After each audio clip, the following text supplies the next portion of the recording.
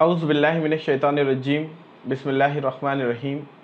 Rabbi इश्रह ली सदरी व यस्सिर ली अमरी वहलुल उक़दतम मिन लिसानी यफ़क़हू क़ौली। अस्सलामु अलैकुम व रहमतुल्लाहि व बरकातुहू। भाइयों और बहनों, जैसे कि पिछले एपिसोड में हमने 7वें पारे का खुलासा देखा था, इंशाअल्लाह इस एपिसोड में आज हम 8वें जुज़ का खुलासा देखेंगे। जहाँ तक 8वें जुज़ का मामला है, 8वें जुज़ में सूरह अल-अनाम की 111 से 165 यानी जो बकिया हिस्सा है उसका शुमार होता है, और साथ ही साथ सूरह आराफ का इब्तिदाई हिस्सा यानी इब्तिदाई 87 आयतों का इसमें शुमार किया जाता है। जैसे कि पिछले एपिसोड में हमने देखा था कि सूरह अल-अनाम का ज़्यादातर हिस्सा तौहीद और आखिरत की दावत पर मबनी है, जिसमें अल्लाह ताला ने अहले अरब को और मुशरिकीन को ये बार बार मुख्तलिफ़ निशानियों के ज़रिए से बताने की कोशिश की है कि अल्लाह के सिवा कोई इबादत के लायक नहीं है। साथ ही साथ अगर जो लोग इसकी दावत कबूल कर लेंगे तो अल्लाह ताला ने उनके लिए जन्नत के वादे और खुशखबरी लिख के रखी है, और साथ ही साथ जो लोग इस दावत से इनकार करेंगे उनके लिए इंतहाई दर्दनाक अजाब का अल्लाह ताला ने ऐलान किया है। जहाँ तौहीद और आखिरत का ज़िक्र इसके अंदर किया गया, साथ ही साथ सूरह आराफ में अल्लाह रब्बुल इज़्ज़त ने रिसालत यानी रसूलों के भेजने का मकसद और उनकी दावत को कबूल करने के अंजाम और ना कबूल करने के अंजाम के ऊपर बहस की है। चलिए सबसे पहले हम सूरह अल-अनाम का जो बकिया हिस्सा है इसके मुतालिक देखते हैं कि अल्लाह ताला ने इन आयत में क्या फरमाया है। अगर इन आयत पर हम गौर करेंगे तो जो सिलसिला चल रहा था खिताब का, जिसके अंदर आखिरत और तौहीद के ऊपर ज़ोर डाला गया है, उसी को कंटिन्यू रखा गया है। और जैसे कि हमने देखा था कि मुशरिकीन मक्का और मुशरिकीन अरब हुज़ूर सल्लल्लाहु अलैहि वसल्लम से मुख्तलिफ़ किस्म के सवालात किया करते थे, मुख्तलिफ़ किस्म की डिमांड्स पेश किया करते थे कि भाई आप अगर रसूल है तो आपके साथ फ़रिश्ता होना चाहिए था, या फिर आप कोई मौजज़ा दिखा दीजिए, या ये किताब जो आप पर नाजिल हुई थी बजाय उसके वो हम पर किसी पर क्यों नहीं नाजिल हुई, अल्लाह ताला ने आप ही को क्यों सिलेक्ट किया, हम इतने सारे सरदार जो थे उनमें से किसी को रसूल के लिए नहीं। ऐसे बेवकूफ़ सवाल करते थे और कहते थे कि अगर ऐसी कोई निशानी होती या अगर ऐसी कोई बात होती तो हम ईमान ले आते थे। तो अल्लाह ताला ने इंतहाई सख्त तरीके से फरमाया है कि अगर हम फरिश्ते भी नाजिल कर देते और यहाँ तक कि अगर वो देखते कि तुम मुर्दों को ज़िंदा कर देते, बावजूद इसके वो ईमान ना लाने वाले थे, क्योंकि अल्लाह ताला ने उन जैसे इंसानों की फ़ितरत को बेहतरीन तरीके से समझा है। बेशक अल्लाह ताला हर चीज़ का इल्म रखता है।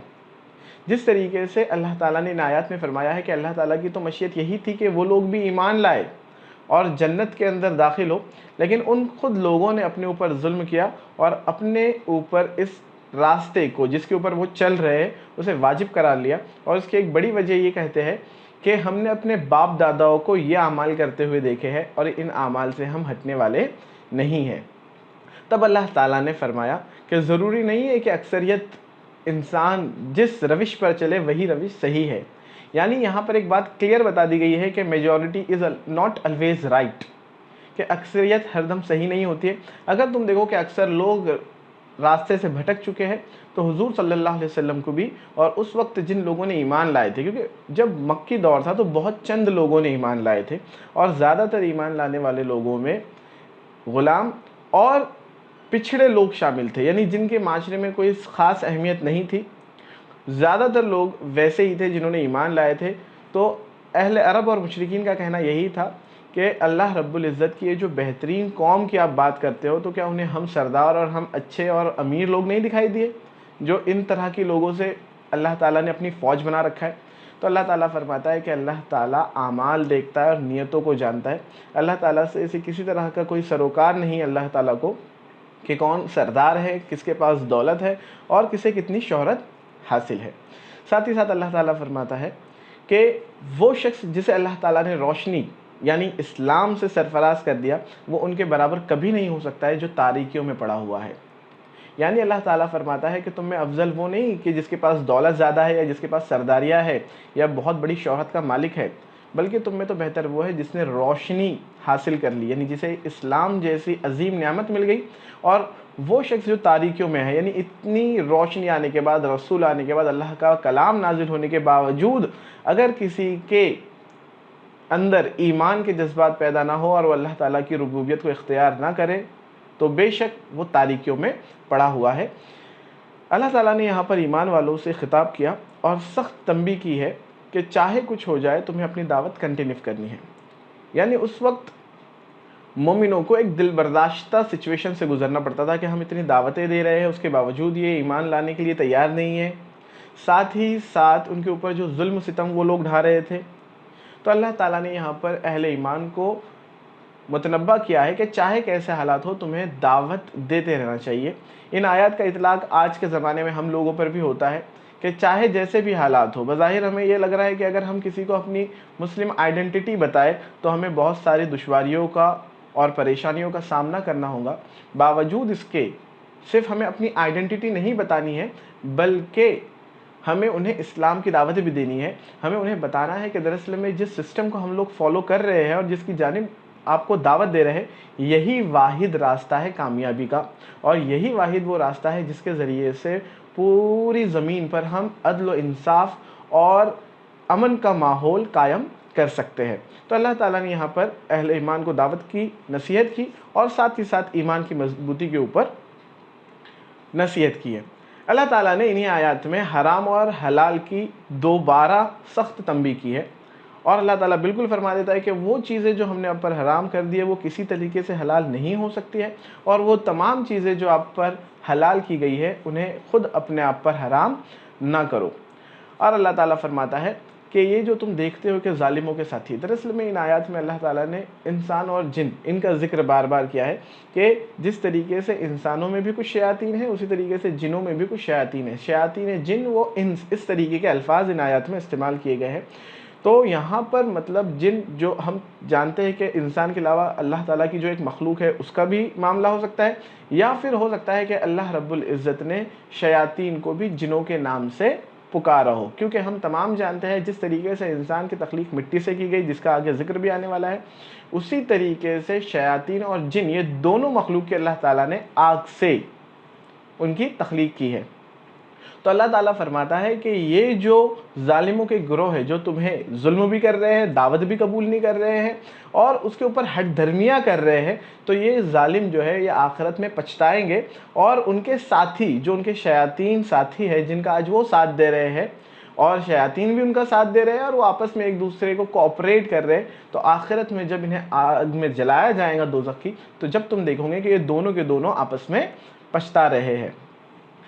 ساتھ ہی ساتھ اللہ تعالیٰ نے حضور صلی اللہ علیہ وسلم کو متنبہ کر دیا کہ آپ کا کام صرف دعوت پہنچانا ہے، ہدایت کا معاملہ اللہ رب العزت کے حق میں ہے۔ اللہ تعالیٰ جسے چاہے گا ہدایت دے گا، اور اللہ تعالیٰ جسے نہیں چاہے گا، جو خود ہدایت اپنانے کے لیے تیار نہیں ہے، تو اللہ تعالیٰ ان کے دلوں پر مہر لگا دے گا۔ اسی نسبت سے اللہ تعالیٰ نے حضور صلی اللہ علیہ وسلم کو فرمایا کہ اگر یہ تمہاری دعوت قبول نہ کرے اور عین ممکن ہے کہ یہ تمہارے ساتھ سرکشیاں اور بحث کے ذریعے سے کوشش کرے کہ تمہیں بھی اپنے دین سے ہٹا لے یا تمہارے ساتھیوں کو بھی ہٹانے کی کوشش کرے، تو انہیں کہہ دیجئے کہ تمہارا دین تمہارے لیے اور میرا دین میرے لیے، یعنی تمہیں جس راستے پر چلنا ہے تم چلیے اور مجھے جس راستے پر چلنا ہے میں اس راستے پر چلوں گا، اور آخرت میں تو ہم کو پتہ ہی لگ جائے گا آخر حق پر کون تھا۔ اور اللہ تعالیٰ نے ان آیات میں فرمایا کہ اگر اللہ تعالیٰ جسے چاہتا ہے کہ اسے ہدایت سے سرفراز کر دے تو اس کے اللہ تعالیٰ دل کو کھول دیتا ہے، یعنی وہ ایک براڈ مائنڈڈ، ایک اوپن ہارٹڈ انسان کی طرح جو حق ہے اسے اپنا لیتا ہے اور اللہ تعالیٰ کی وحدانیت اور اللہ تعالیٰ کے جو احکام ہیں ان کو فالو کرتا ہے۔ لیکن جو لوگ قبول ہی نہیں کرنا چاہتے یہ دعوت کو، تو اللہ تعالیٰ فرماتا ہے کہ ہم ان کے دلوں کو تنگ کر دیتے ہیں، اور اللہ تعالیٰ نے فرمایا کہ ہم ان کے دلوں کو بھینچ دیتے ہیں، یعنی جکڑ دیتے ہیں، اتنا تنگ کر دیتے ہیں کہ اب ان کے دل دعوت قبول کرنے کے لیے تیار نہیں ہو سکتے ہیں۔ انہی آیات کے ساتھ ساتھ اللہ تعالیٰ نے مشرکوں کے جرائم ان کو گرائے ہیں کہ آخر کن کن جرائم کے تم مرتکب ہو، کیا کیا جرائم کا ارتکاب تم لوگ کرتے ہو، جس کے اندر اللہ تعالیٰ نے سب سے پہلے فرمایا کہ اللہ تعالیٰ کے ساتھ تم شرک کرتے ہو۔ ہمیں یہ جان لینا چاہیے کہ جو اہل عرب تھے، ایسا نہیں کہ ان کے لیے اللہ کا کنسپٹ بالکل نیا تھا، جیسے کہ ہندوستان اور بر صغیر کے غیر مسلموں کا معاملہ ہے۔ انہیں بظاہر جب اللہ کا نام ان کے سامنے پیش کیا جاتا ہے تو بالکل نیا نام لگتا ہے، اور وہ نعوذ باللہ اللہ کو ان کے معبود جیسے کہ وہ ان کی مورتیاں وغیرہ ہیں ان سے کمپیئر کرنے کی کوشش کرتے ہیں۔ اس کے خلاف معاملہ تھا اہل عرب کا۔ ان کے لیے اللہ رب العزت کی ذات کوئی نئی ذات نہیں تھی اور وہ بہتر طریقے سے اللہ کو جانتے تھے، لیکن جو سب سے بڑا گناہ کر بیٹھے تھے وہ یہ تھا کہ اللہ تعالیٰ کے ساتھ وہ شریک ٹھہراتے تھے دوسرے معبودوں کو۔ اور صرف یہی معاملہ نہیں تھا، بلکہ وہ نعوذ باللہ اللہ اور دوسرے معبودوں کے درمیان غیر جانبداری، ان بائس طریقے سے پیش آتے تھے۔ ان کا معاملہ یہ تھا کہ جو اچھی چیزیں ہوتی تھی تو ان کے جو معبود انہوں نے خود اپنے ہاتھوں سے بنائے تھے وہ اچھی چیزیں ان کے سامنے پیش کرتے تھے، اور اللہ رب العزت کے سامنے تھوڑا یا پھر ایسی چیزیں جو نچلے درجے کی وہ پیش کی جاتی تھی۔ اگر ان کے یہاں کبھی قحط کا معاملہ پیش آتا اور اللہ کے حضور میں انہوں نے جو چیزیں پیش کی ہوتی، اناج پیش کی ہوتی ہے، تو اسے وہ استعمال کر لیتے بجائے اس کے کہ وہ معبودوں کے کرے۔ یعنی وہ اللہ تعالیٰ آیات میں اس طریقے سے فرماتا ہے کہ وہ ان کے معبودوں کے حصے میں سے اللہ کی راہ میں خرچ نہیں کرتے تھے، لیکن اللہ کا مال ان کے معبودوں کی راہ میں وہ ضرور خرچ کرتے تھے۔ یعنی اس طریقے سے ایک تو بڑا ظلم یہ کیا کہ شرک کر رہے، اور اس شرک کرنے کے بعد جو ان کا یہ رویہ تھا کہ دوسرے معبودوں کو اہمیت دیتے تھے، اس کے اوپر اللہ تعالیٰ نے تنبیہ اور انہیں یاد دلایا کہ یہ تمہارا جرم عظیم ہے۔ اللہ تعالیٰ فرماتا ہے کہ تمہارے ایک جرائم میں سے بڑا جرم یہ ہے کہ تم اپنے اولاد کو قتل کرتے ہو۔ ناحق اولاد کو قتل کرنے کا معاملہ ہمیں بھی بہت بہتر طریقے سے پتا ہے۔ ساتھ ہی ساتھ بیٹیوں کو زندہ گاڑ دیا جاتا تھا۔ یہ جو تمام ظلم وہ کرتے تھے اپنی اولاد پر، اللہ تعالیٰ نے بتایا کہ یہ بھی تمہارا ایک بہت بڑا جرم ہے۔ ساتھ ہی ساتھ انہوں نے مختلف قانون بنا کر رکھے تھے کہ وہ جانور جسے انہوں نے اپنے معبودوں کے نام پر چھوڑ دیا ہے، وہ اگر کسی کے کھیت میں چلا جائے اور وہ کچھ چگ بھی لے اور وہ اگر کتنا بھی نقصان پہنچا دے تو اسے کوئی کچھ نہیں کر سکتا ہے بمقابل دوسرے جانوروں کے۔ اور ساتھ ہی ساتھ انہوں نے اپنے کھیتوں کے مختلف حصے کر رکھے تھے کہ بھئی یہ مال جو ہے ہم اپنے معبودوں کے اوپر خرچ کریں گے، یہ تمام جو حصہ ہے یہ غلہ ہمارے معبودوں کے لیے ہے اور یہ والا حصہ اللہ رب العزت کے لیے۔ یعنی اس طرح کے جو انہوں نے مختلف قانون بنائے تھے اور جھوٹ باندھتے تھے کہ ہم کو تو اسی طریقے سے حکم ملا ہے، ہمارے باپ دادا نے بتایا کہ یہی اصل دین ہے، تو اللہ تعالیٰ نے تنبیہ کی کہ یہ بھی تمہارا بہت بڑا جرم ہے۔ اسی کے ساتھ وہ مرد اور عورت میں فرق کرتے تھے۔ فرق اس طریقے سے کہ اگر وہ کوئی زندہ جانور کو ذبح کرتے تو وہ فرماتے کہ بھئی اس جانور کا گوشت صرف مردوں پر حلال ہے، مرد ہی اس کے حقدار ہے۔ لیکن اگر وہ کوئی مردہ جانور جو کہ مسلمانوں کے لیے تو حرام ہے، لیکن اس وقت وہ جب مردہ جانور ذبح کرتے تو فرماتے کہ اب اس میں سے عورتیں بھی کھا سکتی ہیں اور مرد بھی، یعنی ان کے پاس مرد اور عورتوں کے لیے الگ الگ طرح کے قانون تھے۔ اللہ تعالیٰ فرماتا ہے کہ یہ تمام جرم کے تم مرتکب ہو، یہ تمام جرم تم کرتے رہتے ہو۔ آگے اللہ تعالیٰ نے انہیں یاد دلایا کہ وہ معبود یعنی اللہ رب العزت جس کے ساتھ تم اس طریقے سے سوتیلا سلوک یا نعوذ باللہ ان کے ساتھ شریک ٹھہراتے ہو، دراصل میں وہی تو رب ہے جس نے تمہیں باغ دیے، نخلستان دیے اور مختلف کھیتی اور مویشیوں سے نوازا۔ اور اللہ تعالیٰ نے یہاں پر جانوروں کا ذکر کیا ہے کہ تمام جانور جو ہم نے تم کو دیے، جس سے تم کھاتے بھی ہو یا کچھ جانوروں تم سواریاں کرتے ہو اور اپنے کھیتوں کے لیے استعمال کرتے ہو، یہ تمام چیزوں کو دینے والا اللہ رب العزت ہے۔ یعنی انہیں یاد دلایا جا رہا ہے کہ جن مٹی کے معبودوں کو اور لکڑی پتھر کے معبودوں کی تم عبادت کرتے ہو، بتاؤ کیا انہوں نے یہ تمام چیزیں تمہیں عطا کی ہے؟ یہ تمام چیزیں عطا کرنے والا تو وہ واحد اللہ رب العزت ہی ہے۔ جیسے کہ ہم دیکھ رہے ہیں کہ یہاں پر توحید اور آخرت کی کھلی کھلی دعوت، جسے اب کہیں گے ہم کہ اب حجت مکمل کی جا رہی ہے، کیونکہ سورہ الانعام اور جو سورہ اعراف ہم لوگ دیکھنے والے ہیں یہ مکی دور کے اخیر میں نازل ہوئے۔ بالکل یہ سسٹر سورہ ہے، ان کے اندر ٹاپکس اگر آپ دیکھیں گے تو بہت سارے سیم دکھیں گے، اور جو ایک خطاب کا طریقہ ہے اللہ تعالیٰ کا مخاطب ہونے کا وہ بالکل یکساں ہے۔ تو ان آیات میں اہل عرب کو اب تنبیہ کر دی جا رہی ہے کہ اب آخری تمہارے پاس موقع ہے، اگر اب تم چاہے تو راہ راست کو اپنا لو، ورنہ تیار رہو آخرت کے لیے۔ اللہ تعالیٰ نے اہل عرب نے جو مختلف اپنے اوپر چیزیں حرام کر رکھی تھی اور اصول بنا رکھے، تو اللہ تعالیٰ نے 8 مختلف جانوروں کے متعلق سوال کیا۔ 8 جانوروں کے متعلق، یعنی بکری، بھیڑ، گائے اور اونٹ، ان کے نر اور مادہ، یعنی یہ 4 جانور اور ان کے 4 نر اور 4 مادہ، اس طریقے سے 8۔ تو اللہ تعالیٰ پوچھتا ہے کہ جو تم یہ مختلف جھوٹ باندھتے ہو اپنے رب کے، کس ذریعے سے؟ اپنے ماں باپ، اپنے باپ داداؤں کے تھرو، کہ ہم نے باپ داداؤں کو اس طریقے سے پایا، انہوں نے کہا کہ اصل دین یہ ہے، یعنی وہ بجائے حضور صلی اللہ علیہ وسلم کی دعوت قبول کرنے کی اپنی باتیں پیش کرتے تھے۔ تو اللہ تعالیٰ نے پوچھا کہ بتاؤ ان 8 جانوروں کے متعلق کہ ان کے نر تم پر حلال ہے یا مادہ حلال ہے، یا ان کے وہ بچے جو ان کے پیٹوں میں موجود ہے وہ حلال ہے۔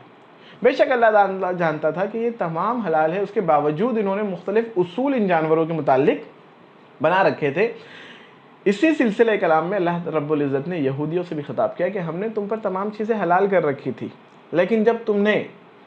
اللہ تعالیٰ کے ساتھ شرک کیا، وہ چیزیں اس کی طرف منسوب کی جو اس نے نہیں نازل کی تھی توریت میں اور نہ ہی اپنے رسولوں کے ذریعے سے کیا تھا، تو پھر اللہ تعالیٰ نے فرمایا کہ جس طریقے سے تم نے اپنے اوپر کچھ چیزیں حرام کر دی تو ہم نے بھی تمہارے اوپر وہ چیزیں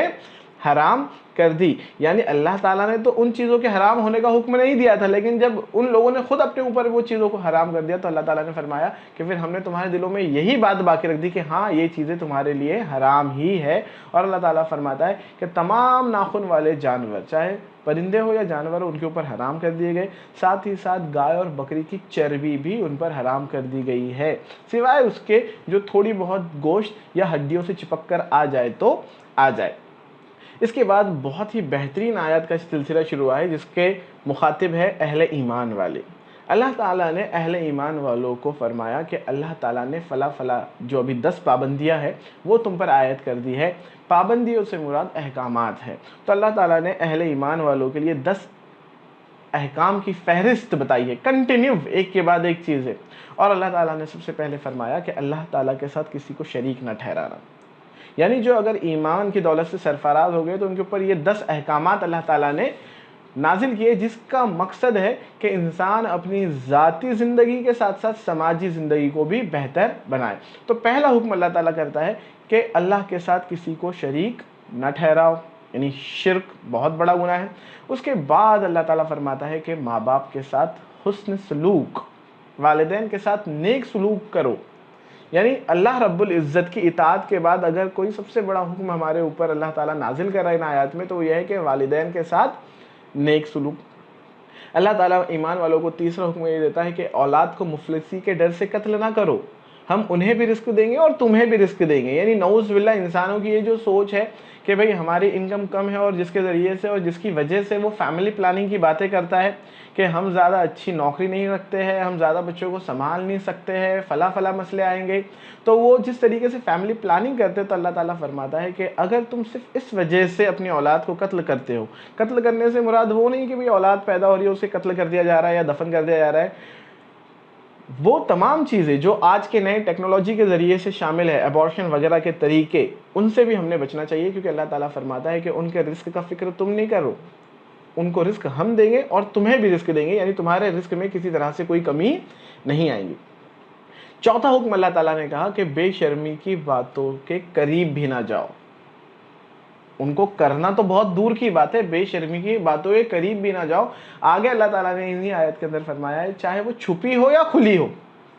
یعنی وہ تمام بے شرمی کی باتیں جو چھپی ہوئی جو ہمیں پتہ نہیں ہے تو ہمیں ان کی ٹوہ میں بھی نہیں لگنا چاہیے، ساتھ ہی ساتھ اگر کچھ کھلی بے شرمی کی باتیں ہمارے سامنے آ جائے تو اللہ تعالیٰ فرماتا ہے کہ ان سے دور رہو، یعنی لفظ استعمال ہوئے قریب بھی نہ جاؤ۔ پانچواں جو حکم اللہ رب العزت نے مومنوں کو دیا ہے وہ یہ کہ جن جانوں کو اللہ تعالیٰ نے محترم ٹھہرایا ہے انہیں قتل نہ کرو، یعنی انسان کے قتل کو اللہ تعالیٰ نے حرام کرا رہا ہے سوائے ان 5 چیزوں کے۔ پہلی چیز وہ جو قصاص کے فہرست میں آتی ہے، یعنی اگر کسی نے کسی کو قتل کیا ہے تو اس کا بدلے کے لیے قصاص کے لیے قتل کیا جا سکتا ہے۔ دوسرے، اگر آپ نے کوئی قوم پر یا کسی جماعت یا کسی شخص پر مکمل دعوت کر دی ہے، اس کے باوجود وہ اگر دین کو جھٹلائے اور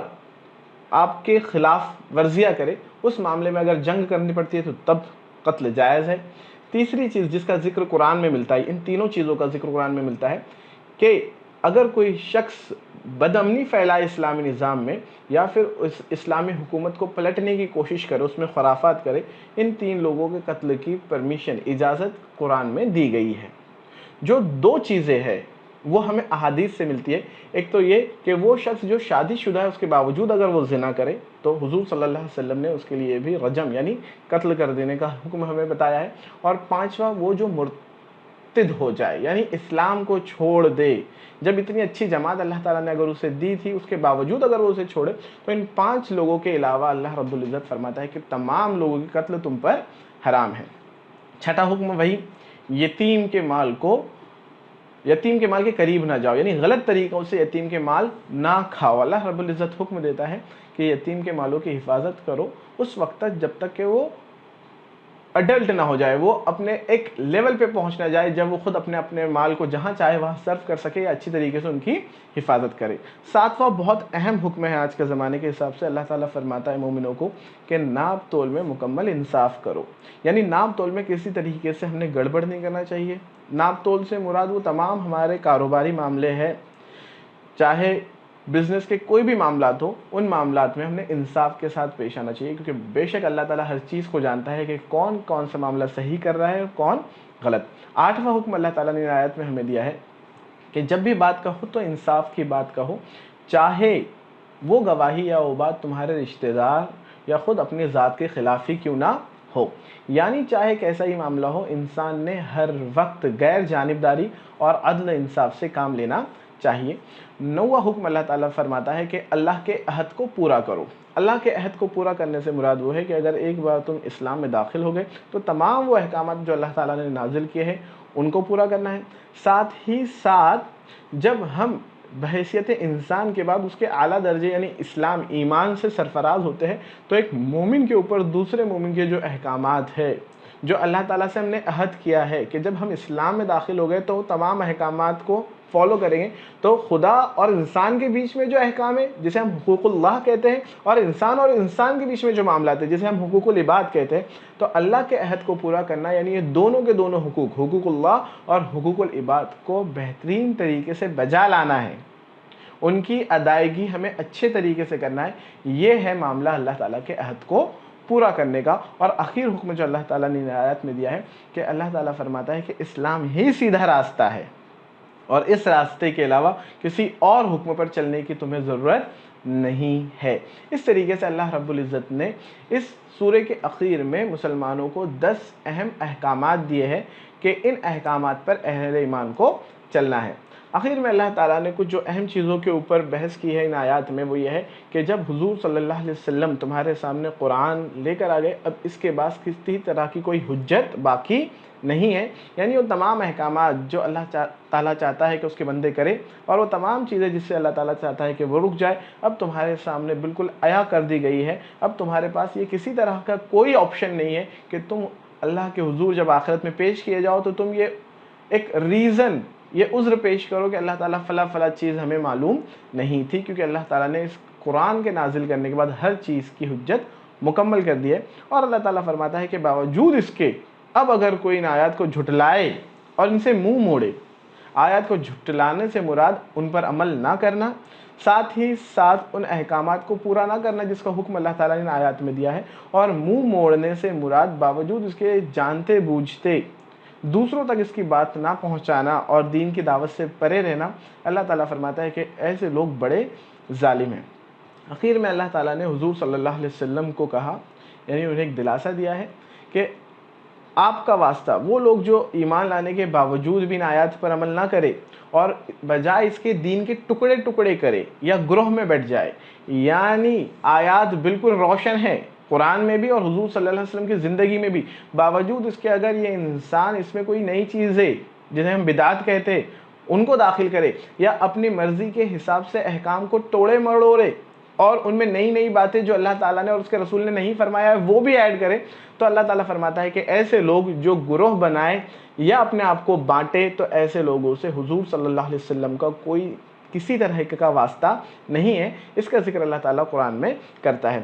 اللہ تعالیٰ یہاں پر خوشخبری دیتا ہے نیک عمل کرنے والوں کو کہ جو بھی نیک عمل تم کریں گے تو اللہ تعالیٰ اس کی نیکی کو 10 گنا بڑھا کر آخرت میں تمہیں دے گا، یعنی اگر تم ایک اچھا عمل کرتے ہو تو اللہ تعالیٰ اس کے 10 گنا ہمیں ثواب دے گا، لیکن اگر کوئی خراب بدی کا عمل کرتے ہیں تو اسے اس کا اتنا ہی بدلہ دیا جائے گا۔ یہاں پر اللہ تعالیٰ کی رحمت اور اس کی رحیم جو رحمان و رحیم کی خصوصیت ہے وہ ہمیں دکھائی دیتی ہے کہ نیکی کے معاملے میں تو 10 گنا بڑھایا جا رہا ہے، لیکن گناہ بدی کے معاملے میں اللہ تعالیٰ فرماتا ہے کہ اللہ تعالیٰ کسی جان پر ظلم نہیں کرتا، جتنی بدی کر کے وہ لائے گا اسی کا اسے بدلہ ملے گا۔ اور آخر میں اللہ رب العزت نے وہ آیت جو ہم قربانی کے وقت بھی اور بہت بسا اوقات پڑھتے ہیں کہ قل ان صلاتي ونسكي ومحياي ومماتي لله رب العالمین، کہ کہہ دیجئے، حضور صلی اللہ علیہ وسلم سے بھی کہا جا رہا ہے اور امت مسلمہ ایمان لانے والوں سے بھی خطاب کیا جاتا ہے کہ قل ان صلاتي ونسكي، کہ میری نماز، میری قربانی یا جسے کہیں گے زندگی جینے کا طریقہ، ان الصلاۃ و نسکی و محیای و مماتی، اور میری زندگی اور موت للہ رب العالمین، صرف اور صرف اللہ رب العزت کے لیے ہے۔ یعنی یہ تمام اعمال جو ہم لوگ کر رہے ہیں وہ بھی اللہ رب العزت کے لیے ہے، اور ہمارا جینا اور ہمارا مرنا ہر چیز اللہ رب العزت کے لیے ہے۔ اس طریقے سے اس سورہ کا اختتام ہوتا ہے۔ اس سورہ کے بعد جو اگلی سورہ ہے سورہ اعراف، تو سورہ اعراف کے اندر جیسے کہ میں آپ کو پہلے بتا چکا ہوں کہ رسالت کے اوپر زیادہ بحث کی گئی ہے۔ جس طریقے سے سورہ انعام کے اندر اللہ رب العزت نے توحید اور آخرت کے اوپر زیادہ فوکس کیا تھا، اسی طریقے سے اللہ رب العزت نے اس سورہ میں رسالت کے لیے مکمل حجت کر دی ہے۔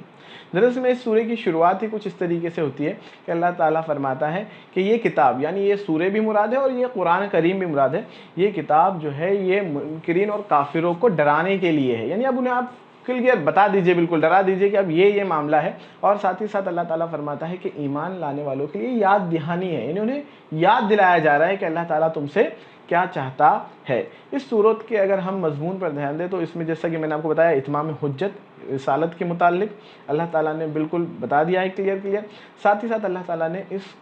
سورہ میں پچھلی قوم جنہوں نے اپنے رسول کو جھٹلایا، شرک کیا اور مختلف گناہوں کو انہوں نے ملوث کیا اپنے آپ کو، تو اللہ تعالیٰ نے کس طرح کے عذابات ان کے اوپر نازل کیے اس کا ذکر کیا ہے، اور اللہ تعالیٰ نے اس سورہ کی شروعات میں بالکل فرما دیا ہے کہ آخرت میں وزن عین حق ہوگا۔ وزن جو ہم میجرمنٹ کے لیے استعمال کرتے ہیں، یعنی اللہ تعالیٰ نے بتایا کہ آخرت میں کسی طرح کی کوئی سفارش اور دوسری چیزیں کام نہیں آئیں گی، نہ ہی تمہارے وہ معبود کام میں آئیں گے جن کے آج تم یہاں پر عبادت کر رہے ہو، نہ ہی تمہارے وہ خیالات جن کے متعلق تم خوش فہمی میں مبتلا ہو کہ بھئی چاہے ہم کیسے بھی یہاں رویہ اختیار کریں، آخرت میں تو ہمیں دوبارہ اٹھنا نہیں ہے، یا اگر اٹھائے بھی جائیں گے تو ہمارے ساتھ رحم و کرم کا ہی معاملہ ہونے والا ہے۔ تو اللہ تعالیٰ فرماتا ہے کہ آخرت میں صرف ایک چیز عین حق ہوگی، وہ ہے وزن، یعنی جس کے اچھے اعمال ہوں گے اس کا پلڑا بھاری ہوگا، اور جس کے خراب اعمال ہوں گے اس کا پلڑا ہلکا ہوگا۔ یعنی زیادہ وزن رکھنے والے بالکل جنت کے حقدار ہوں گے، اور کم وزن رکھنے والے بے شک دوزخ میں داخل کیے جائیں گے۔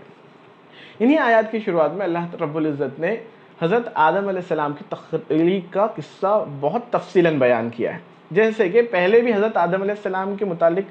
آیتیں آ چکی پچھلے سورے میں ہم نے دیکھے، لیکن یہاں پر سورہ اعراف میں ایک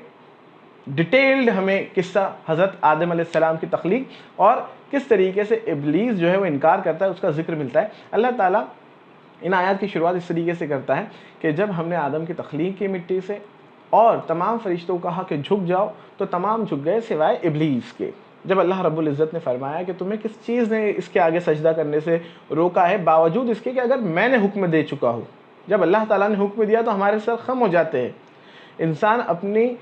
دماغ کو دوڑاتا نہیں ہے کہ بھئی ہم کیوں کریں اور ہم کیوں نہ کریں، اللہ کا حکم ہے، ختم ہو گیا وہاں پر معاملہ۔ تو اللہ تعالیٰ فرماتا ہے کہ جب میں نے حکم دیا اس کے باوجود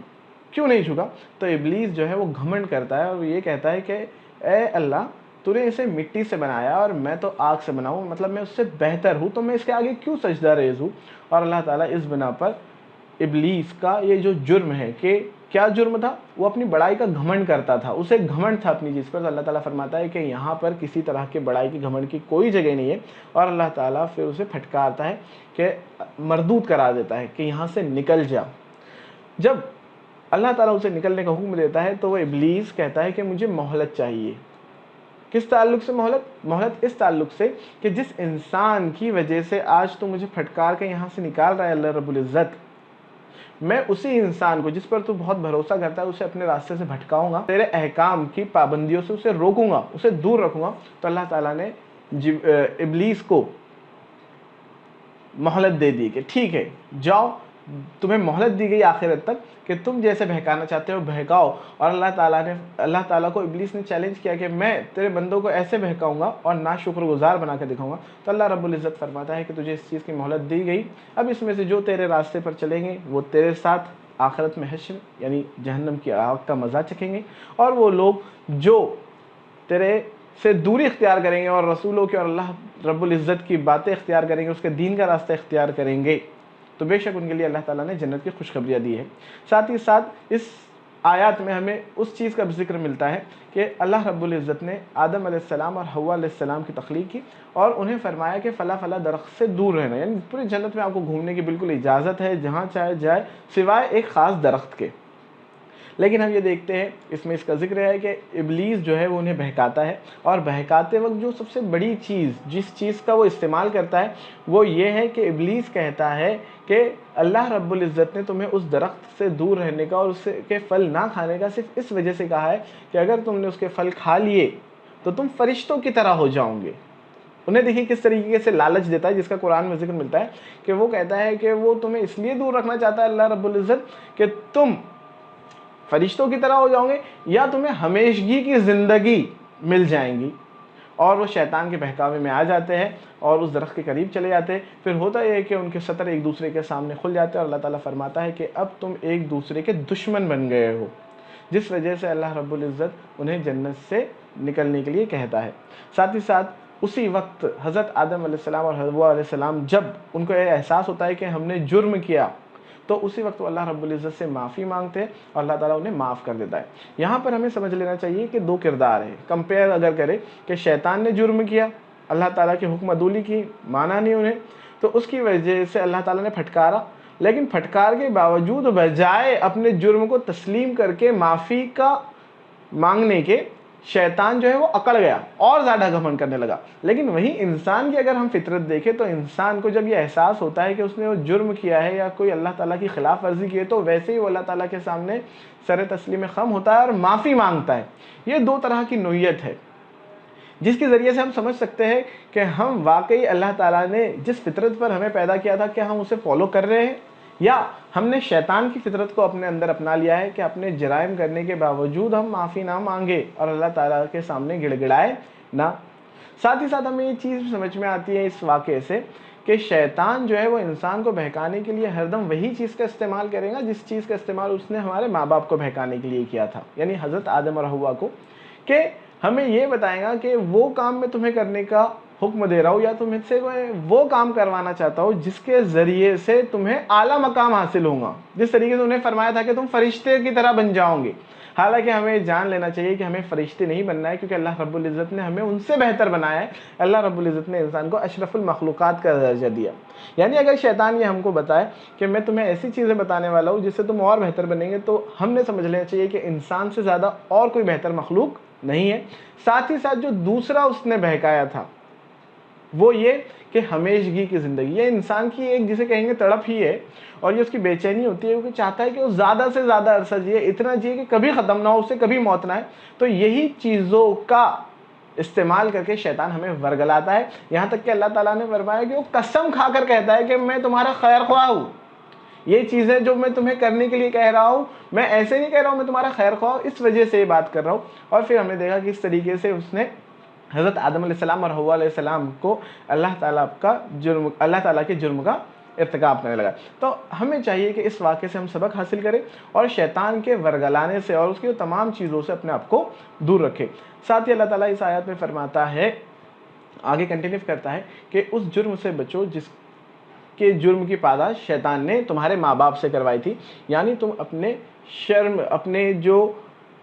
پرائیویٹ پارٹ سے ان کی حفاظت کرو۔ اللہ تعالیٰ یہاں پر فرماتا ہے کہ شرمگاہوں کی حفاظت کرو اور وہ تمام چیزوں سے، بد اخلاقیوں سے دور رہو۔ اور جس طریقے سے ہمیں یہ واقعے میں ملتا ہے کہ جیسے ہی وہ اس جرم کو کرتے، حضرت آدم علیہ السلام اور حوا علیہ السلام کے اس پھل کو کھاتے، تو ان کے لباس جو ہے وہ اتر جاتے ہیں اور ان کے سطر ایک دوسرے کے سامنے کھل جاتے ہیں۔ تو یہاں پر اللہ رب العزت نے ان آیات میں لباس کی اہمیت کو بیان کیا ہے کہ اللہ تعالیٰ یہ جو لباس ہم دیکھتے ہیں یہ معمولی چیز نہیں ہے، اللہ تعالیٰ کی بہت بڑی رحمت ہے۔ اللہ تعالیٰ فرماتا ہے کہ اس لباس کو ہم نے نازل کیا۔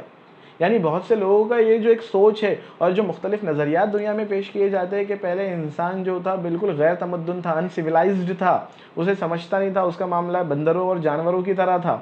بعد میں دھیرے دھیرے اسے عقل آئی، پھر وہ اپنے پرائیویٹ پارٹس کو، شرمگاہوں کو چھپانے لگا، پھر اسے عقل آتی ہے اور پھر وہ بڑے کپڑے پہننے لگا۔ تو مسلمانوں کا عقیدہ یہ بالکل نہیں ہونا چاہیے، کیونکہ اللہ تعالیٰ نے حضرت آدم علیہ السلام کی تخلیق کے ساتھ ہی لباس کو نازل کر دیا تھا، یہاں تک کہ ان کی تخلیق ہی لباس کے ساتھ ہوئی تھی۔ یعنی یہ جو فلسفے ہمارے سامنے پیش کیے جاتے ہیں کہ انسان آیا پھر بعد میں اس کو عقل آئی اور پھر لباس آیا، تو یہ معاملہ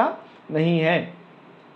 بلکہ انسانی تمدن کی شروعات ہی لباس کے ساتھ ہوئی ہے۔ تو اللہ تعالیٰ فرماتا ہے کہ ہم نے لباس نازل کیا، اور یہ لباس کا کام کیا ہے؟ اس لباس کا کام ہے کہ تم اپنے قابل شرم حصوں کو ڈھانپو۔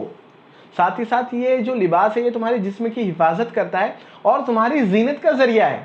یعنی لباس کے 3 کام ہیں. ایک تو قابل شرم حصوں کو ڈھانپنا ہے. اب قابل شرم حصوں کو ڈھانپنا جس کے متعلق ہمیں سطر، جو سطر ہم کہتے ہیں وہ ہمیں پتہ ہے، اور محض وہیں پر سطر کے ساتھ بات نہیں رک جاتی ہے.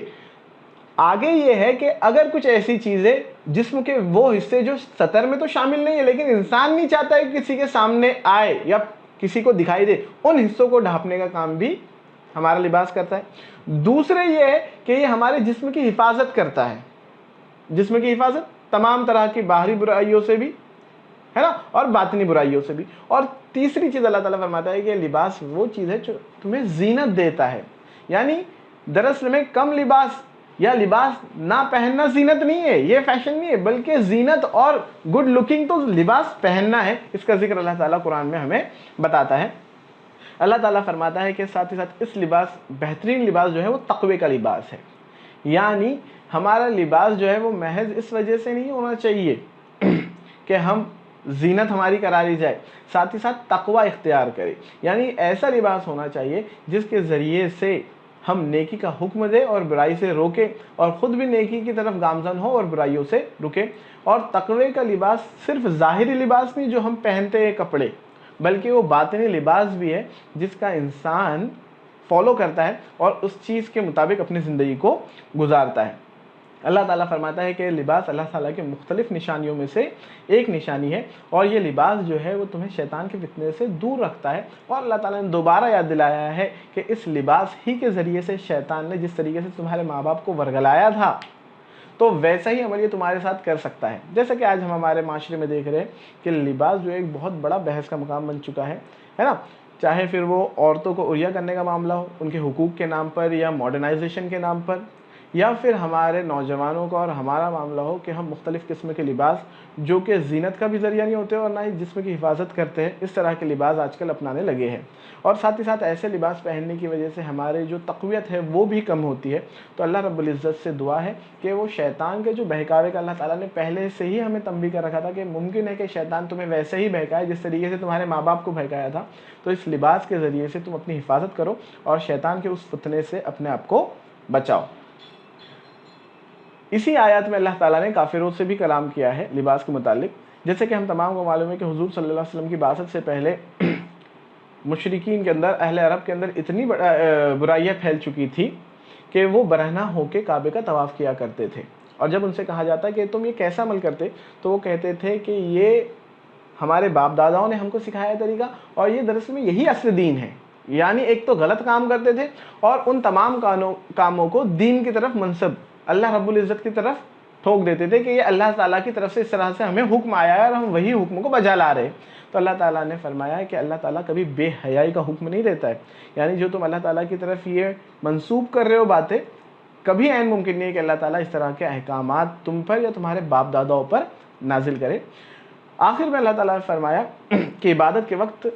زینت سے آراستہ ہو جاؤ. یعنی جب بھی ہم اللہ تعالیٰ کے سامنے پیش ہو، عبادت کرو، تو ہم نے زینت یعنی اچھے لباس کو اپنانا چاہیے. جیسے کہ ہم تمام جانتے ہیں کہ عام طور پر جب کسی فنکشن پروگرام میں، شادی بیاہ میں یا کالج وغیرہ میں جانا ہوتا ہے تو ہم تو بہترین لباس اپنے لیے سلیکٹ کرتے ہیں، ایسا لباس سلیکٹ کرتے ہیں جس کے اندر ہم سب سے بہترین نظر آئے. لیکن وہیں جب اللہ رب العزت کے سامنے ہم نماز کے اندر پیش ہوتے ہیں، مساجد میں جاتے ہیں، تو ہم ہمارے کم تر لباسوں کو اپناتے ہیں کہ بھئی نماز کو تو جانا ہے، مسجد تو جا رہے. تو اللہ تعالیٰ فرماتا ہے کہ زینت کے ساتھ آراستہ رہو عبادت کے وقت. یعنی بہترین لباس کے اندر اللہ تعالیٰ کے سامنے ہم نے پیش ہونا چاہیے. یہ تمام اعمال تھے یا باتیں تھیں جس کے متعلق لباس کے متعلق اللہ تعالیٰ نے ان آیات میں فرمایا ہے. آگے اللہ تعالیٰ نے محمد صلی اللہ علیہ وسلم سے کہا کہ اپنے بندوں سے کہہ دو کہ یہ چیزیں اللہ تعالیٰ نے تم پر حرام کی ہے. یعنی کون کون سی چیزیں اللہ تعالیٰ نے حرام کی ہے؟ سب سے پہلے بے شرمی کے کام، جیسے کہ پہلے بھی آ چکا ہے، وہ جو 10 احکامات ہم نے پڑھے اس میں بھی اللہ رب العزت نے حکم دیا تھا کہ بے شرمی کے کام سے دور رہو، چاہے وہ کھلے ہو یا چھپے، تمام طرح کے گناہ. اسی کے ساتھ ساتھ حق کی خلاف زیادتی، یعنی اگر باوجود ہمیں دکھ رہا ہے کہ فلاں چیز حق ہے پھر بھی ہم اس کے اوپر ظلم زیادتی کریں، اس چیز کو بھی اللہ تعالیٰ نے ہم پر حرام کیا ہے. اللہ کے ساتھ کسی کو شریک ٹھہرانا بھی حرام ہے. اور ساتھ ہی ساتھ ایسی باتیں جو جھوٹی ہیں، جو اللہ تعالیٰ نے نہیں نازل کی اور نہ ہی وہ دین کا حصہ ہے، اور محض اپنے نفس کی تفریح کے لیے، اپنے خود کے فائدے کے لیے ان باتوں کو اللہ تعالیٰ کی طرف منسوب کر دینا کہ ہاں یہ چیزیں تو اللہ تعالیٰ کی طرف سے نازل ہوئی ہے اور ہم وہی کام کر رہے ہیں جو اللہ تعالیٰ کہہ رہا ہے. تو ان چیزوں سے بھی ہم نے بچنا چاہیے کیونکہ یہ حرام ہے. اس کے بعد اللہ تعالیٰ نے ان آیات میں جہنم کا ایک منظر پیش کیا ہے۔ جہنم کے منظر کے ساتھ ساتھ دوزخیوں اور جنتیوں کے متعلق بھی اللہ تعالیٰ نے بہت سی آیات بیان کی ہے۔ اللہ تعالیٰ اس رکوع کی شروعات اس طریقے سے کرتا ہے ان آیات کی کہ ہم اہل جہنم جو ہے ان کا بتایا جا رہا ہے کردار، کہ جب جہنمیوں کو جہنم میں داخل کیا جائے گا تو وہ دیکھیں گے کہ جب وہ جہنم میں داخل ہو رہے تو ان سے پہلے گزرے لوگ بھی وہاں پر موجود ہیں، جن و انس، جیسے کہ میں نے آپ کو بتایا شیطان اور انسان۔ شیطان جس کو فالو کر رہا تھا، جس کو اپنا لیڈر بنا رکھا تھا، جس کو اپنا امیر بنا رکھا تھا، اور شیطان کے بہکاوے میں آ کے یہ لوگ جو جہنم میں جانے والے جو کام کر رہے تھے، جب وہ جائیں گے جہنم میں تو دیکھیں گے کہ ہمارے جو لیڈرز ہیں وہ بھی پہلے سے وہاں پر موجود ہیں۔ ہم سے پہلے جو لوگ گزرے، چاہے پھر وہ باپ داداؤں کی طرف جو ہم منسوب کرتے تھے بہت سی باتیں کہ ہم اس وجہ سے کر رہے کہ ہمارے باپ دادا کرتے تھے، جو معاملہ اہل عرب کا تھا، تو اللہ تعالیٰ فرماتا ہے کہ وہ اپنے گزروں کو بھی وہاں پر پالیں گے اور خود بھی وہاں پر پہنچ جائیں گے۔ ساتھ ہی ساتھ اللہ تعالیٰ فرماتا ہے کہ ہر گروہ جب داخل ہوگا جہنم میں تو دونوں گروہ ایک دوسرے کے اوپر لعنت کریں گے، یعنی جو دوسرا گروہ ہے وہ پہلے گروہ کو لعنت کرے گا کہ تمہاری وجہ سے آج ہمارا بھی یہ حال ہو رہا ہے، اور وہ پہلا گروہ جس کو دوسرا گروہ فالو کر رہا تھا وہ کہے گا کہ ہم نے تھوڑی کہا تھا، ہم نے تو صرف چیزیں بتائے تھے، یہ جہنم میں تم آئیے تمہارے خود کے اعمال کی وجہ سے ہے۔ یعنی اللہ رب العزت فرما رہا ہے کہ آج دنیا میں انسان بھلائی سے کس کو بھی فالو کر لے، کسی کو بھی اپنا چہیتا بنا لے، اتنا چہیتا بنا لے کہ اپنی زندگی اس کے اوپر قربان کر دے اور شیطان کے راستے پر چل پڑے، لیکن جب آخرت میں جہنم میں وہ دونوں ساتھ میں داخل ہوں گے تو وہ کوئی کسی کے کام نہیں آئے گا، بلکہ وہ ایک دوسرے کے اوپر لعنت کہیں گے۔ اللہ تعالیٰ ان آیات میں اس طریقے سے فرماتا ہے کہ جو بعد والا گروہ ہے وہ پہلے والے گروہ کو کہے گا، جو پہلے گروہ ہے بعد والا گروہ کہے گا کہ اللہ تعالیٰ اس کو دوہرا عذاب دے کہ اس نے مجھے بہکایا اور غلط راستے پر ڈالا، اور جو پہلا گروہ ہے وہ کہے گا کہ اللہ تعالیٰ اس کو دوہرا عذاب دو دوسرے گروہ کو جو ان کے بعد آیا۔ یعنی دیکھیں یہاں پہ دو طرح کے گروہ ہے، ایک لیڈر ہے ایک فالوور ہے۔ تو فالوورز کہیں گے کہ ہمارے لیڈر جو گروہ ہے، جو ہمارا آگے والا گروہ تھا، اس گروہ کو اللہ تعالیٰ دوہرا عذاب دے، ان کی وجہ سے ہم غلط راستے پر آئے۔ اور پہلا گروہ جو ہے، یہ جو لیڈرز ہیں ان کے فالوورز کے متعلق اللہ تعالیٰ کو کہیں گے کہ یہ خود اپنے جرم کے مرتکب ہے، بلکہ انہیں دوہرا عذاب دو۔ تو اللہ تعالیٰ فرمائیں گا کہ دوہرا عذاب تو دونوں کے لیے ہے، یعنی جو فالو کر رہے ہیں ان کے لیے بھی اور جو ان کو لیڈ کر رہے ہیں ان کے لیے بھی اللہ تعالیٰ نے دوہرا عذاب کا انتظام کیا ہے۔ اس کے بعد ایک اللہ تعالیٰ نے فرمایا کہ جو جہنم میں داخل ہوں گے وہ عین جہنم میں ہی داخل ہونے والے ہیں، اور اللہ تعالیٰ ان آیات میں اس طریقے سے فرماتا ہے کہ ان لوگوں کے لیے آسمان کے دروازے ہرگز نہ کھولے جائیں گے، یعنی بند کر دیے جائیں گے آسمان سے مراد جنت کے دروازے۔ اور اللہ تعالیٰ فرماتا ہے کہ ان کا جنت میں داخلہ، یعنی اگر یہ لوگ یہ سوچتے ہیں کہ ہمیں کچھ دن جہنم میں رہنا ہے اس کے بعد تو ہم جنت میں چلے جائیں گے، تو اللہ تعالیٰ نے ایک مثال کے ذریعے سے سمجھایا ہے، جس طریقے سے سوئی کے ناکے سے، مطلب سوئی کے ہول سے اونٹ کا گزرنا ناممکن ہے، اسی طریقے سے ان کا دوبارہ جنت میں جانا عین ناممکن ہے، یعنی انہیں کبھی جنت میں جانے نہیں دیا جائے گا۔ اور اللہ تعالیٰ فرماتا ہے کہ جہنم کو ان کا اوڑھنا بچھونا بنا دیا جائے گا، یعنی یہ ہردم جہنم میں ہی رہیں گے۔ اس کے برعکس وہ لوگ جو اللہ تعالیٰ کی آیت کو مانیں گے، ان پر ایمان لائیں گے، ان کے مطابق عمل کریں گے اللہ تعالیٰ کے احکام کے مطابق، تو اللہ تعالیٰ فرماتا ہے کہ یہ اہل جنت ہے اور یہ جنت میں ہمیشہ رہیں گے۔ اللہ تعالیٰ فرماتا ہے ان کے دلوں کو ہم قدوت سے نجات دے دیں گے۔ قدوت سے نجات یعنی اگر یہ اہل ایمان والے تمام کے تمام جنت میں داخل ہوتے ہیں اور ان کے درمیان اگر کسی طریقے سے کوئی اختلاف بھی تھا، رنجشیں بھی تھی، ایک دوسرے کے متعلق اگر کچھ برائیاں بھی تھی، تو اللہ تعالیٰ کہتا ہے کہ اللہ تعالیٰ جنت میں ان کے دلوں کو پاک کر دے گا۔ یعنی جب انسان جنت میں داخل ہوگا مومن، تو تمام طرح کے فتنے اور جو تمام طرح کی رنجشیں ہیں اور پریشانیاں اس سے پاک ہو کر داخل ہوگا۔ جس طریقے سے دوزخیوں کا معاملہ ہے کہ جب انہیں جہنم میں داخل کیا جائے گا تو وہ ایک دوسرے کے اوپر لعن طعن کریں گے، ویسا معاملہ جنت میں داخل ہونے والوں کا نہیں رہے گا، اور اللہ تعالیٰ کی شکر گزاری کریں گے جنت والے۔ اللہ تعالیٰ فرماتا ہے کہ اللہ تعالیٰ کی شکر گزاری کریں گے کہ اے اللہ تو نے ہماری طرف اپنے احکام نازل کیے اور رسولوں کو بھیجا جنہوں نے ہمیں متنبہ کیا، اور جس کی وجہ سے آج ہم اس جنت میں ہیں۔ یعنی جس طریقے سے آج مشرکین جو ہے رسولوں کو جھٹلا رہے ہیں، ان کی باتیں ماننے سے انکار کر رہے ہیں، اور آخرت میں وہ دیکھیں گے کہ جن گروہ کو وہ فالو کر رہے ہیں وہ ان کے اوپر بجائے ان کا ساتھ دینے کے اور انہیں تسلی دینے کے ان کے اوپر لعن طعن کہیں گے، اور اللہ تعالیٰ سے کہیں گے کہ ان کو دوہرا عذاب دو۔ وہی معاملہ الٹا جنتیوں کا رہے گا کہ وہ شکر گزاری کریں گے اپنے رسولوں کی کہ ہاں ہم نے ان کی بات مانے اور یہاں پر آج ہم حاضر ہوئے۔ اور اللہ تعالیٰ فرماتا ہے کہ پھر جنتی جو ہے، جنتی گروہ وہ جہنمیوں سے سوال کرے گا، کیا اللہ کے وعدے کو تم نے سچا نہیں پایا کہ اللہ تعالیٰ نے جس طرح کہا تھا کہ جو میرے احکام پہ چلیں گا، جو میرے رسولوں کی بات مانیں گا، ان کی رسالت کو قبول کریں گا تو انہیں جنت ملیں گی، اور جو ان سے انکار کریں گا تو انہیں دردناک سزا ملیں گی، اور پھر جہنمی جواب دیں گے کہ ہاں جو تیرے رب کا وعدہ تھا، جو ہمارے رب کا وعدہ تھا، وہ اسے ہم نے سچا پایا ہے۔ انہی آیات میں اللہ تعالیٰ نے پھر اعراف، جس نسبت سے سورہ کا نام ہے، ان کا ذکر کیا ہے۔ دراصل میں اعراف والے یعنی اللہ تعالیٰ فرماتا ہے کہ یہ وہ لوگ رہیں گے جو جہنم اور جنت کے درمیان، جنت اور جہنم کے درمیان اونچائی بلندیوں پر بیٹھے ہوئے ہوں گے، دیوار پر، ایک بلندیوں سے یہاں پر مراد ہے اعراف کی، وہاں بیٹھے ہوں گے۔ یعنی یہ وہ لوگ ہوں گے جنہیں نہ جنت میں داخل کیا جائے گا نہ جہنم میں کیا جائے گا، بلکہ یہ جنت کے حقدار ہوں گے، اور یہ دونوں کے معاملات دیکھیں گے، جہنم والوں کے بھی اور جنت والوں کے بھی۔ اور وہ جہنمیوں کو کہیں گے کہ دیکھو دنیا میں تم جس طریقے سے ان لوگوں کو جھوٹا کہتے تھے، ان کی باتوں کو جھٹلاتے تھے، ان کے رسولوں کو جھٹلاتے تھے، لیکن آج ہم یہاں پر دیکھ رہے ہیں کہ اللہ رب العزت نے جو ان سے وعدے کیے تھے وہ پورے کیے گئے، یعنی وہ جنت میں داخل کیے گئے۔ اور ہم یہ چیز بھی دیکھ رہے ہیں کہ جنہوں نے ان کی باتوں کو جھٹلایا تھا اور اللہ کی آیات سے منہ موڑا تھا، آج وہ جہنم میں کس طریقے سے پڑے ہوئے ہیں۔ ساتھ ہی ساتھ اللہ تعالیٰ فرماتا ہے کہ یہ اعراف والے جنتیوں کے اوپر سلام بھیجیں گے کہ سلام جنتیوں، وہی دوزخیوں کے اوپر لعنت کہیں گے اور اللہ تعالیٰ سے دعا کریں گے کہ اے اللہ تعالیٰ ان ظالموں میں ہمیں شامل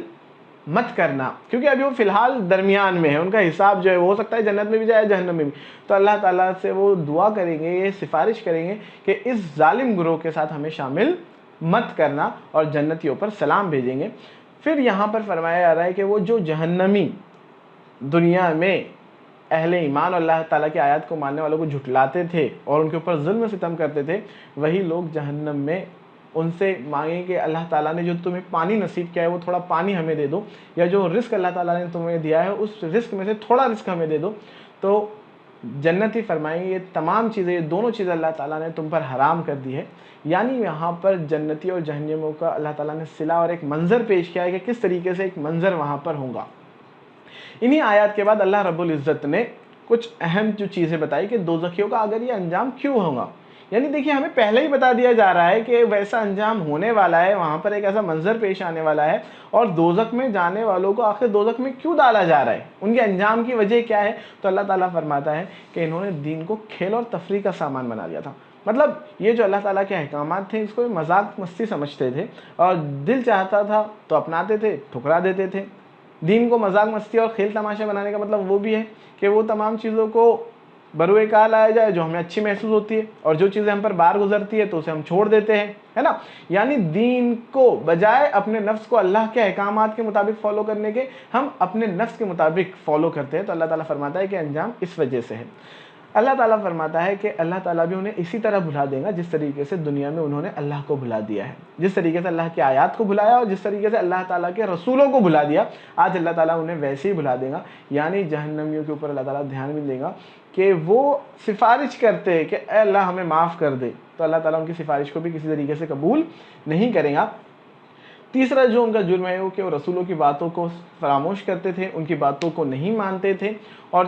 اگلی چیز اللہ تعالیٰ فرماتا ہے کہ ان کا انجام کی وجہ یہ ہے کہ وہ اللہ تعالیٰ کی طرف جھوٹ باتیں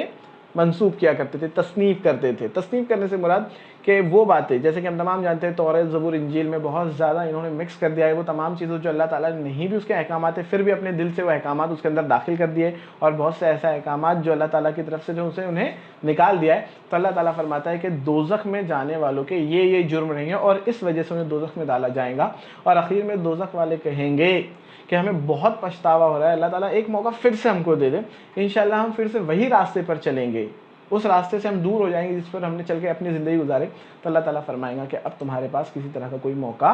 نہیں ہے۔ اس کے بعد اللہ تعالیٰ نے اللہ کی کبریائی اور قدرت کے لیے مختلف آیات بیان کی ہیں۔ اللہ تعالیٰ نے فرمایا ہے کہ اللہ رب العزت وہ ہے جس نے آسمانوں اور زمین کو 6 دن میں بنایا اور پھر جا کر اپنے سلطنت تخت کے اوپر سرفراز ہوا۔ پھر اللہ تعالیٰ اپنی کبریائی اور قدرت بیان کرتا ہے کہ ذرا غور کرو، اس رب کی عبادت اور اس اللہ کی عبادت کے لیے تمہیں بلایا جا رہا ہے جو دن اور رات کی گردش کرتا ہے۔ اللہ تعالیٰ فرماتا ہے کہ ہم رات سے دن کو نکالتے ہیں اور پھر رات جو ہے اس کا پیچھے کرتی ہے، مطلب جس طریقے سے دن اور رات آپس میں چینج ہوتے ہیں۔ اللہ تعالیٰ فرماتا ہے کہ تم غور کر سکتے ہیں تاروں پر، چاند پر اور سورج پر، اور ان کے آپس میں تبدیل ہونے پر، ان کی تخلیق کے اوپر، ان نشانیوں کے اوپر اگر غور کریں گے تو بے شک تم پکار اٹھیں گے کہ ہاں اللہ کے علاوہ کوئی عبادت کے لائق نہیں ہے۔ اللہ تعالیٰ فرماتا ہے کہ اللہ تعالیٰ ہی ہے سارے جہانوں کا مالک، یعنی بظاہر انہیں یہ لگ رہا ہے کہ یہ جو زمینیں اور یہ جو دولت اور یہ جو شہرت مل گئی ہے اس کے مالک ہے اور جو چاہیں گے اس کے مطابق دندنائیں گے۔ تو اللہ تعالیٰ فرماتا ہے کہ انہیں جان لینا چاہیے کہ تمام چیزیں جو انہیں بھی دے رکھی ہے وہ بھی اللہ رب العزت کی ہے، اور اسی کی تمام تخلیق ہے اور اسی کا مکمل امر رہے گا، یعنی یہ تمام اسی کی چیز بنائی ہے اور آخرت میں بھی امر یعنی اسی کے فیصلے کام کرنے والے ہیں۔ یہاں پر اللہ تعالیٰ نے مومنوں کو دو حکم دیے ہیں۔ اللہ تعالیٰ نے کبریائی بیان کرتے ہوئے کہا کہ اگر تمہارا رب اتنی قدرت والا ہے اور اتنا کبریائی والا ہے تو پکارو اسے گڑ گڑاتے ہوئے اور چپکے چپکے، یعنی اللہ تعالیٰ نے مومنوں کو ایک طریقہ سکھایا ہے کہ مومن اللہ رب العزت کو کس طریقے سے پکارتے ہیں، گڑ گڑاتے ہوئے اور چپکے چپکے۔ ساتھ ہی ساتھ اللہ تعالیٰ نے مومنوں کو یہاں پر اور تمام انسانوں کو ایک تنبیہ کی ہے کہ زمین میں فساد نہ پھیلاؤ بعد اس کے کہ اس کی اصلاح ہو چکی ہے۔ یعنی اگر اللہ رب العزت نے اپنے احکام نازل کر دیے قرآن کی شکل میں، انبیاء اکرام کی مبعوث کر دیا، حضور صلی اللہ علیہ وسلم کو مکمل دین لے کر بھیج دیا، اب اس کے بعد اگر ہم کچھ ایسی چیزیں ان دین کے اندر شامل کریں گے اور انسانوں کو ایسے راستے کی طرف بلائیں گے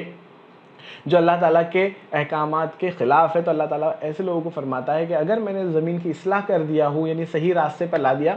اب اگر تم نے فساد برپا کیا تو تیار ہو جاؤ بہت بڑے عذاب کے لیے۔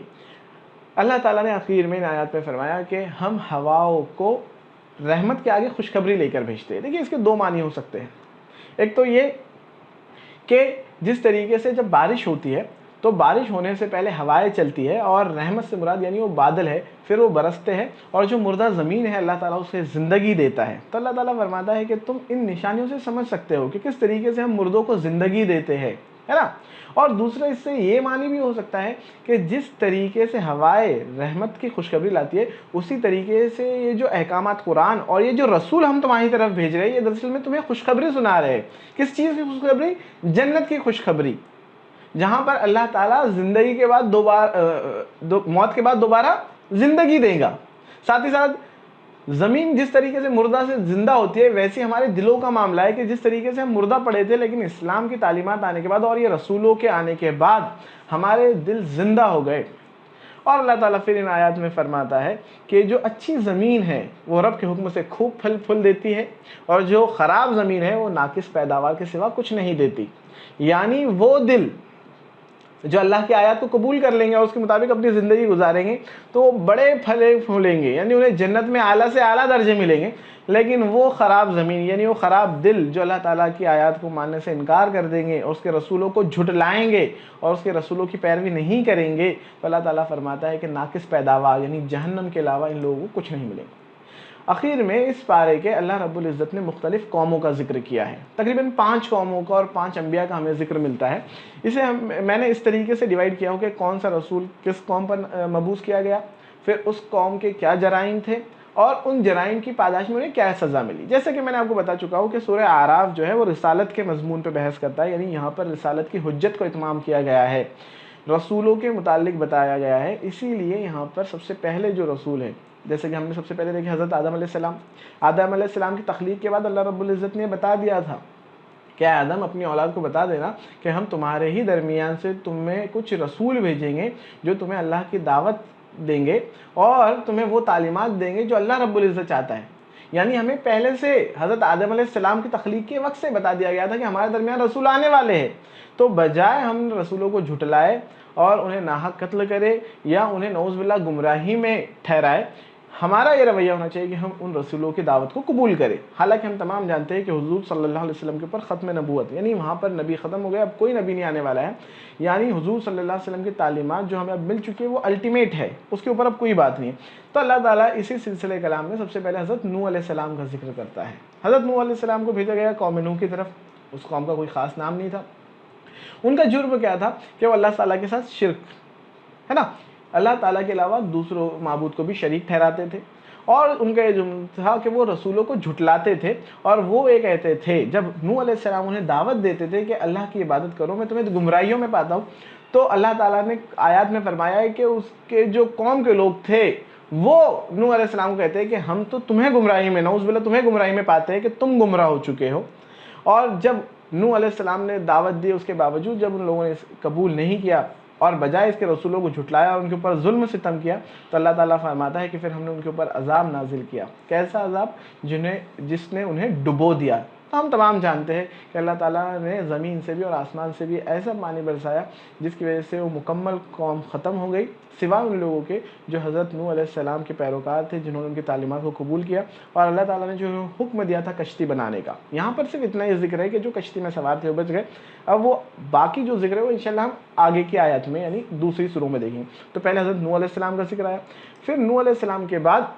حضرت ہود علیہ السلام، جنہیں قوم عاد کی طرف بھیجا گیا تھا۔ دراصل میں قوم عاد جو ہے یہ عرب کی سب سے پرانی تمدن یعنی سب سے پرانی قوم تھی۔ اسی وجہ سے ہم دیکھیں گے کہ بہت سے الفاظ جن کا ہم استعمال کرتے ہیں، عادی، ہم بولتے ہیں نا کسی چیز کے عادی ہو جانا، عادی لفظ عاد قوم سے بنا یعنی بہت قدیم عادت۔ تو یہ دراصل میں عاد قوم تھی جو کہ قدیم روایات اور اہل عرب اس کو بہترین طریقے سے جانتے تھے۔ جس طریقے سے ہندوستان میں ہمیں پتہ ہے بر صغیر میں ہڑپا، موہنجودارو، یہ جو مختلف قومیں گزری ہے جن کے باقیات بھی آج ہمیں یہاں پر دکھائی دیتے ہیں، تو ویسی ہی قوم عاد تھی جس کی طرف حضرت ہود علیہ السلام، ان میں سے ہی اللہ تعالیٰ فرماتا ہے کہ ہم نے تمہارے بھائی ہود کو بھیجا۔ اور ان کے جرم کیا تھے؟ اس قوم کے بھی جرم یہی تھے کہ وہ اللہ تعالیٰ کے ساتھ شرک کرتے تھے اور رسولوں کو بے عقل اور جھوٹا ٹھہراتے تھے۔ وہ کہتے تھے کہ یہ جو رسول بات کر رہے بالکل بے عقلی کی بات ہے، دوبارہ کوئی زندہ نہیں کیا جانے والا ہے نا، اور ہم ایک تمام معبودوں کی عبادت چھوڑ کے صرف ایک خدا کی عبادت کریں۔ ساتھ ہی ساتھ وہ نبیوں کو جھوٹا ٹھہراتے تھے کہ بھئی اگر اللہ تعالیٰ کو کسی کو رسول بنانا ہی تھا تو ہم میں سے کسی کو بناتا تھا، ہم اتنے سردار لوگ، تم جیسے معمولی انسان یا نعوذ باللہ سے کہا جائے کہ تمہیں کیوں بنایا گیا، تم تو بالکل سادے سیدھے سے ہو، نہ تمہارے پاس دولت ہے نہ شہرت ہے۔ تو اللہ تعالیٰ نے فرمایا کہ انہوں نے جرم کیا، اور اس جرم کی وجہ سے اللہ تعالیٰ نے ان کی جڑ کاٹ دی۔ اللہ تعالیٰ فرماتا ہے جڑ کاٹ دینا یعنی نام و نشان مٹا دینا۔ جس طریقے سے آج ہم یہاں دیکھتے تو ضرور ہے کہ یہاں پہ ہڑپا تھے، یہاں پہ موہنجودارو، لیکن آج ان کا کسی طریقے سے کوئی نام و نشان نہیں ہے، تو اللہ تعالیٰ نے ویسا ہی معاملہ قوم عاد کے ساتھ کیا۔ قوم عاد کے بعد اللہ تعالیٰ نے ذکر کیا ہے قوم سمود۔ قوم سمود کی طرف اللہ تعالیٰ نے فرمایا کہ میں نے تم میں سے ہی تمہارا بھائی صالح علیہ السلام کا ذکر یہاں پر ہمیں ملتا ہے کہ اللہ رب العزت نے صالح علیہ السلام کو بھیجا۔ صالح علیہ السلام نے بھی انہیں دین کی دعوت دی۔ اس قوم کے متعلق اللہ رب العزت نے جو دو چیزیں یاد دلائی ہے وہ یہ ہے کہ وہ ہموار زمینوں پر عالیشان محل بناتے تھے اور پہاڑوں کو کاٹ کاٹ کر تراش کر اپنے مکانات بنا لیتے تھے۔ یعنی بالکل دیکھیے ویسا ہی معاملہ ہے جیسے کہ آج ہمیں ہمارے علاقے میں اجنتا ایلورا کا دکھائی دیتا ہے، جہاں پر ہم دیکھتے ہیں کہ وہ ایک ایسی قوم تھی جنہوں نے پہاڑوں کو تراش کر مکان بنائے تھے۔ ویسی ہی قوم عرب کے علاقے میں تھی سمود، جو پہاڑوں کو تراشتی تھی اور بڑے بڑے محل بناتی تھی، یہاں تک کہ آج بھی ان کے باقیات موجود ہے۔ اور حضور صلی اللہ علیہ وسلم جس زمانے میں دعوت دے رہے تھے تو جو مختلف قافلے عرب کے شام وغیرہ کی طرف تجارت کو جاتے تھے تو وہ راستے سے گزرتے وقت ان علاقوں کو دیکھتے تھے اور وہ بخوبی جانتے تھے ان کے متعلق۔ جس طریقے سے ہم تمام اجنتا اور ایلورا کو بالکل اچھی طریقے سے جانتے ہیں، ویسے ہی معاملہ ان کا تھا۔ تو اللہ تعالیٰ ان کے ریفرنس کو یاد دلا رہا ہے کہ دیکھو ان قوم میں بھی ہم نے رسولوں کو بھیجا اور وہ بھی ایسے ہی دعوت دیتے تھے جیسے آج محمد صلی اللہ علیہ وسلم دے رہے ہیں، لیکن انہوں نے جس طریقے سے دعوتوں کو جھٹلایا اور جھٹلانے کے بعد جو ہم نے عذاب نازل کیے، تو پھر ایسے عذاب کے لیے تم بھی تیار ہو جاؤ۔ تو اللہ تعالیٰ نے قوم سمود کا ذکر کیا ہے اور ان کا جرم بھی یہی تھا کہ وہ اللہ تعالیٰ کے ساتھ شرک۔ دیکھ سکتے ہیں آپ جتنی مثالیں دی گئی ہے اس میں سب سے جو جرم پہلا سب کا بیان کیا گیا ہے کہ وہ اللہ تعالیٰ کے ساتھ شرک کرتے تھے، دوسرے معبودوں کو بھی شریک ٹھہراتے تھے۔ اور ان کا جو ایک جرم تھا کہ جب انہوں نے کہا کہ اے رسول کوئی نشانی لاؤ، تو اللہ رب العزت نے اونٹنی نشانی کے طور پر دی۔ ہو سکتا ہے کہ اس اونٹنی کی پیدائش حضرت صالح علیہ السلام کے زمانے میں معجزاتی طور پر ہوئی ہوں گی، یا وہ اونٹنی کچھ الگ رنگ ڈھنگ کے قائل ہوں گی۔ تو اللہ تعالیٰ نے اس اونٹنی کو فرمایا کہ ہم نے نشانی کے طور پر بھیجا، اور اللہ رب العزت نے مختلف احکامات اس اونٹنی کے متعلق نازل کیے تھے۔ دراصل میں اونٹنی کی حرمت نہیں، حرمت یہ چیک کرنا تھی کہ یہ اللہ کے احکامات کو کتنے فالو کریں گے اور کتنے اس سے دور بھاگیں گے۔ لیکن ہم یہ دیکھتے ہیں کہ وہ اونٹنی کو زبردستی قتل کر دیتے ہیں، یعنی جن چیزوں سے اللہ تعالیٰ نے روکا تھا تو بجائے اس کو فالو کرنے کے وہ اللہ تعالیٰ کے احکام کو جھٹلاتے ہیں اور اس اونٹنی کو قتل کر دیتے ہیں، جس کی وجہ سے اللہ تعالیٰ نے ان کے اوپر ایک دل دہلا دینے والا عذاب نازل کیا۔ ہوا یوں کہ دراصل میں ایک زور کی آواز آتی ہے اور اس آواز کی وجہ سے وہ اپنے گھروں میں اوندھے پڑے کے پڑے رہ جاتے ہیں۔ اللہ تعالیٰ فرماتا ہے کہ ہم نے ان کو اپنے گھروں میں ہی ختم کر دیا۔ اس طریقے سے قوم سمود کے ساتھ معاملہ ہوا۔ اگلی قوم جس کے متعلق اللہ تعالیٰ ذکر کرتے ہیں وہ لوط علیہ السلام کی قوم لوط۔ قوم لوط کے جو جرائم تھے اس میں شرک کے ساتھ ساتھ ایک بڑا گناہ ان کا یہ تھا کہ وہ فحش کام کرتے تھے۔ فحش کام کیا؟ ہم جنسی، یعنی بجائے عورتوں سے اپنی خواہشات پورے کرنے کے وہ مردوں سے اپنی خواہش پورے کرتے تھے، خواہش نفس، جیسے کہ آج بھی ہم دنیا میں دیکھ رہے ہیں کہ وہ چیز بہت زیادہ عام ہوتی جا رہی ہے۔ پہلے جہاں سے وہ مغرب یورپین کنٹریز کے اندر تھی، آج ہم دیکھ رہے ہیں کہ ہندوستان وغیرہ جیسے ممالک میں بھی اسے حکومتی درجہ دیا جا رہا ہے کہ ہومو سیکشوالٹی کو ایک بجائے جرم قرارنے کے اسے پرمیشن دی جا رہی ہے۔ تو یہ برائی قوم لوط میں بھی تھی۔ تو اللہ تعالیٰ فرماتا ہے کہ یہ جرم تھے، ساتھ ہی ساتھ جو لوگ انہیں روکتے تھے تو بجائے وہ پاک لوگوں کی بات سننے کے انہیں اپنی بستیوں سے نکال دیتے تھے۔ تو اللہ تعالیٰ نے فرمایا کہ جب انہوں نے یہ جرم کیا تو اللہ تعالیٰ نے اس کی پاداش میں ایسا عذاب نازل کیا کہ آسمان سے پتھروں کی بارش کی، اور جب انہوں نے اپنے رسولوں کو جھٹلایا اور اللہ کے احکامات کو جھٹلایا تو اللہ تعالیٰ نے آسمان سے پتھروں کی بارش کی اور اس قوم کو ختم کر دیا۔ اس کے بعد جو آخری قوم کا ذکر ہمیں یہاں ملتا ہے، جس کا ذکر 90 پارے میں بھی چلے جاتا ہے، لیکن میں نے اسے یہیں پر انکلوڈ کر دیا کیونکہ یہ سلسلہ کلام سے اس کا تعلق تھا، وہ ہے مدین والے۔ مدین والے دراصل میں ہمیں سمجھ لینا چاہیے کہ مدائن جو ہے وہ حضرت ابراہیم علیہ السلام کے بیٹے کا نام ہے۔ جیسے ہم تمام کو صرف یہ پتا ہے کہ حضرت ابراہیم علیہ السلام کے 2 بیٹے اسحاق اور اسماعیل تھے، نہیں، ان کا ایک تیسرا بیٹا بھی تھا جس کا نام تھا مدائن۔ اور یہ قوموں کا معاملہ ہے کہ جب ان کے درمیان کوئی بڑی شخصیت ہوتی ہے تو تمام کے تمام اسے اپنی نسبت کو اس شخصیت سے جوڑ لیتے ہیں۔ تو مدائن جو حضرت ابراہیم کے بیٹے تھے ان سے متعلق ایک قوم تھی مدین۔ تو مدین قوم بھی عرب لوگ بہترین طریقے سے جانتے تھے کیونکہ ان کے باقیات بھی موجود تھے۔ تو مدین قوم کی طرف اللہ تعالیٰ نے مبعوث کیا تھا حضرت شعیب علیہ السلام کو، اور شعیب علیہ السلام انہیں دعوت دیا کرتے تھے، لیکن ان کے جو جرائم تھے، ان کے جرم کیا تھے؟ سب سے پہلے وہ اللہ تعالیٰ کے ساتھ شریک ٹھہراتے تھے، اور جو دوسرا جرم تھا وہ یہ تھا کہ وہ ناپ تول میں کمی اور لوگوں کو گھاٹے دیتے تھے۔ دیکھیے اگر ہم غور کریں گے تو الگ الگ نبیوں کے جو قوموں کو جو ذکر آ رہا ہے، 5 قوموں کا ہم ذکر دیکھ رہے ہیں، الگ الگ جرم کیے۔ شرک تو سب کے درمیان کامن ہے، اس کے علاوہ کوئی نبیوں کو جھٹلاتا تھا، تو کوئی نبیوں کی بات ماننے سے تیار نہیں تھا، تو کوئی ہومو سیکشوالٹی جیسے جرم کا مرتکب تھا، الگ الگ جرائم۔ اور اس میں سے ایک جرم اگر ہم غور کریں تو نعوذ باللہ آج یہ جرائم ہمارے درمیان بھی موجود ہے، تو عین ممکن ہے کہ اس طرح کے عذابات ہم پر بھی نازل ہو، یا اگر یہاں نازل نہ ہوئے تو آخرت میں سوچئے کہ یہ عذابات کا کتنا ڈینجر صلہ ہمیں ملنے والا ہے۔ تو اللہ تعالیٰ نے قوم مدین والوں کے متعلق فرمایا کہ وہ ناپ تول میں گھانٹے کرتے تھے، ناانصافی کرتے تھے، اور ساتھ ہی ساتھ اللہ تعالیٰ نے فرمایا کہ وہ راستے پر رہزن بن کر بیٹھ جاتے تھے۔